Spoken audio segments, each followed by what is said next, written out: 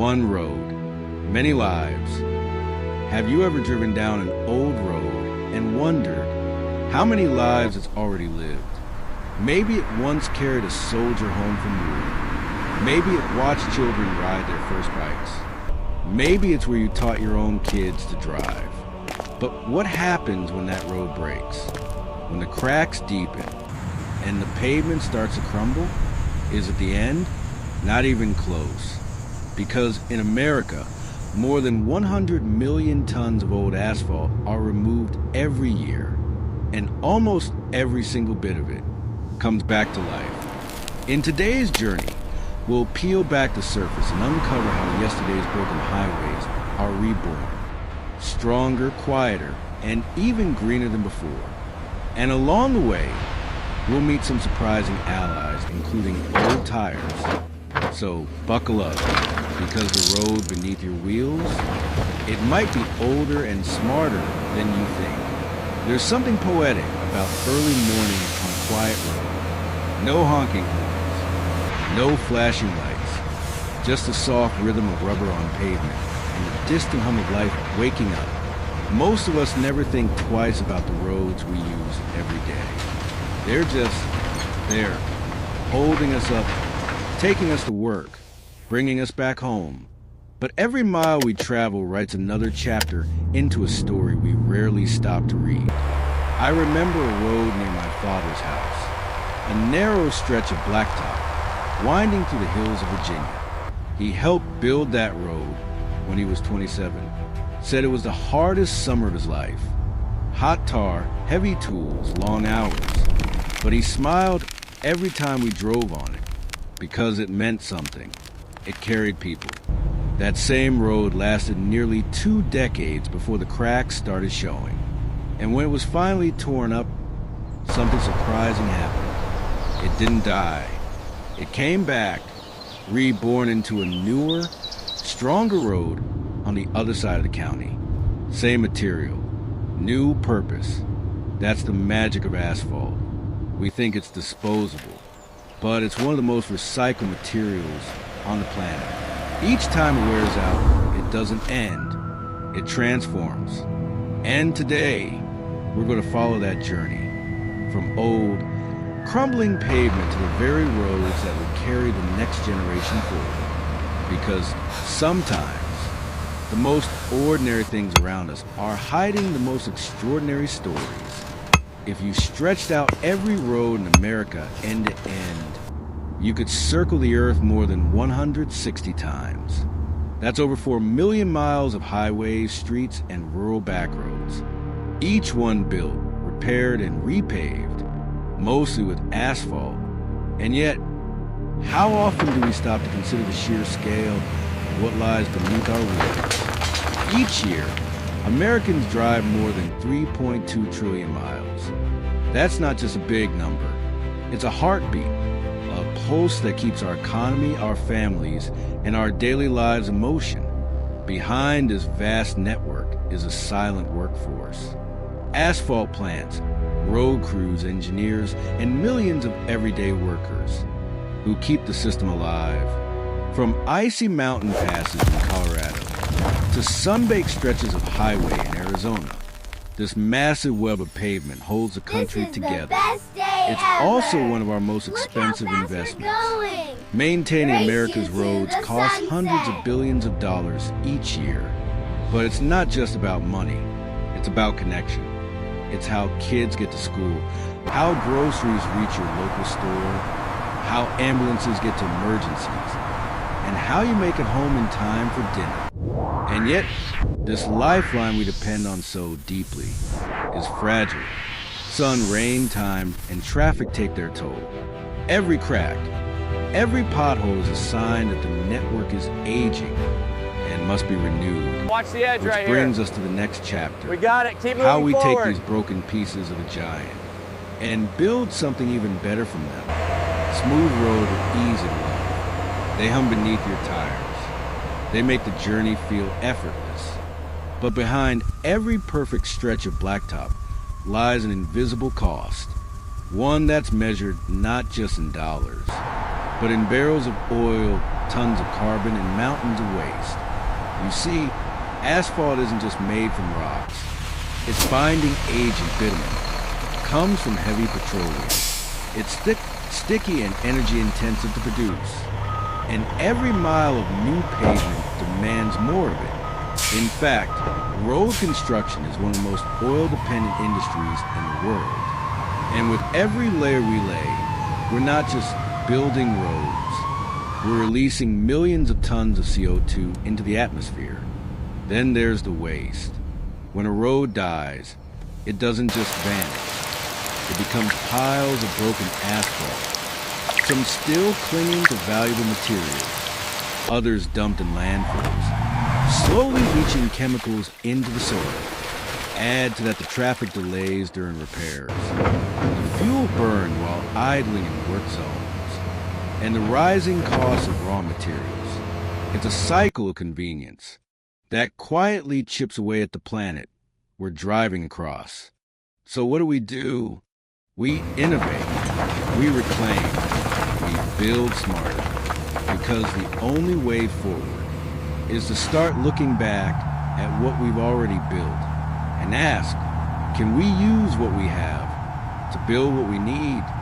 It starts with crack, a thin silver line etched across blacktop, barely noticeable at first, until it spreads. Then come the potholes, the rattles, the complaints, the sense that the road just isn't what it used to be. That's when the machines arrive. But this isn't demolition. It's preparation, the beginning of a second life. The construction crew moves in at dawn. First, they isolate the damaged areas, cutting deep grooves into the pavement using saws tipped with diamonds. It's precise, measured, each cut a boundary, protecting the healthy sections from further harm. Then the jackhammers begin, rhythmic, relentless, and deafening. Thousands of pounds of force slam into the surface, breaking apart slabs of asphalt that have withstood weather, wheels, and weight for over a decade. But even in this chaos, there's care. Operators lower their loaders gently, prying up each broken piece without disturbing the base beneath. Small chunks are clustered together. Larger ones are cracked on the spot. Everything is gathered. Everything is tracked. Each load is weighed, tagged, and logged. Its origin marked, its path traced, ensuring that when it's reborn, we know exactly where it came from. And once the road is stripped bare, the surface is swept clean and leveled. A blank canvas waiting for renewal. To most of us, it just looks like a messy construction site. But in reality, it's the first act of transformation, because this is where broken roads become raw material, not waste, but potential. Once the broken asphalt leaves the street, its real transformation begins. At the recycling plant, dump trucks rolling, heavy with what looks like waste. But to the people who work here, this is black gold. The first stop is the feeder hopper, where old All right, chunks the of perimeter pavement is begin established. their We journey are down clear the to line. proceed with the assessment. Vibrating conveyors shake off loose dirt and debris. Electromagnets swing overhead, snapping with nails, rebar, and bits of old signage, leftovers from decades of wear. Then comes the heart of the process, the impact crusher. Here, high-speed hammer spin at nearly 2,000 revolutions per minute, slamming asphalt against steel plates. What once supported 18-wheelers and school buses is shattered into pieces no bigger than a walnut. The roar of the crusher is deafening, but it's also beautiful in a way, because every strike is a second chance. Every fragment is one step closer to a new purpose. Next, the crushed material flows over vibrating screens. Fines, coarse particles, and mineral dust are sorted into separate piles. Anything too big? Back to the crusher it goes. No waste allowed. In modern plants, sensors monitor everything. Vibration, temperature, flow rate, ensuring consistency down to the smallest grain. And in some facilities, an air separator joins the process, removing fine dust to improve binder adhesion later on. The result? Clean, uniform reclaimed asphalt pavement, wrapped, ready to become part of something much bigger. One machine alone can process up to 300 tons of wrap every hour. That's the weight of nearly 150 cars. Turned from rubble into reusable road material. It's not just recycling, it's refinement. It's the start of a closed loop where yesterday's pavement becomes tomorrow's foundation. And we're just getting started. What do you get when you combine fire, steel, and the remains of a broken road? A second chance. After being crushed, screened, and cleaned, reclaimed asphalt still carries a burden. Moisture, dust, and aged binder that's grown brittle with time. To bring it back to life, we turn to the element that shaped civilization for millennia. Heat. The wrap is fed into a giant steel cylinder called a rotary drum dryer. It tilts gently, it rotates slowly, and inside, a blast of hot air, generated by natural gas or fuel oil, reaches temperatures up to 300 degrees Fahrenheit. The air flows in the opposite direction of the asphalt, creating a balance between movement and heat. As the wrap tumbles inside, water evaporates, the bitumen softens, and something incredible happens. The old material begins to regain its flexibility, but this is no fire spray. It's controlled, precise. In fact, overheating the aged binder would destroy it, stripping away the very oils needed to make it stick again. That's why modern plants use sensors, measuring temperature, moisture levels, and airflow in real time. Some even use double-barrel drum mixers, which heat the asphalt indirectly, preserving its chemical integrity by avoiding direct flame contact. It's more science lab than construction site, because when you're working with a material that's lived a full life already, you don't just melt it down. You revive it.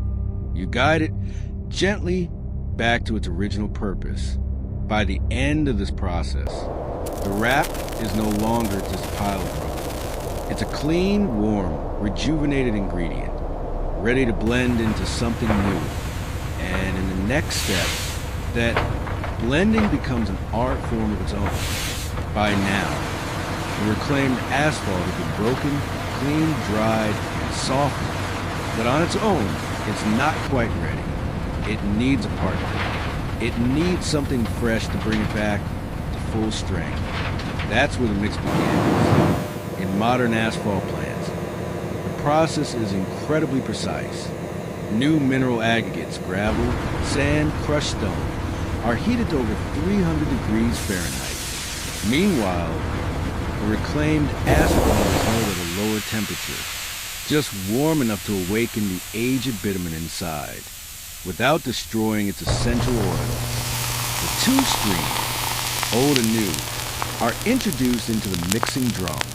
Their Look at the rotating core paddles begin the to binder stir, is critical. folding the We are materials seconds together away from complete like a destruction giant if this industrial overheating batter. continues. Fresh bitumen is added, and with it, rejuvenators, special compounds that restore elasticity and stickiness to the old binder, helping it grip the new aggregates like it did years ago. Inside the drum, the transformation happens quickly.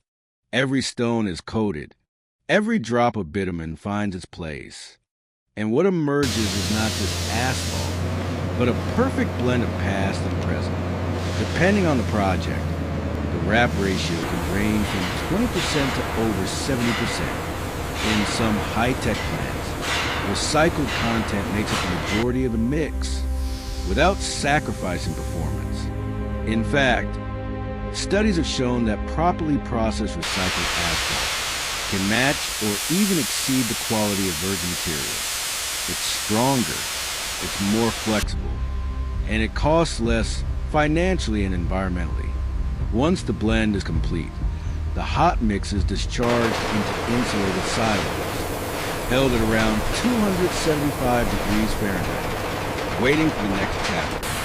to return to the streets where it belongs. This is the moment of rebirth, where discarded blacktop becomes a foundation for the future.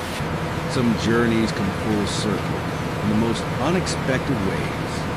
Once upon a time, a tire rolled across a brand new highway. 10 years later, that same tire, worn, cracked, discarded, returned to the road, but not as a passenger. This time, it becomes the pavement itself.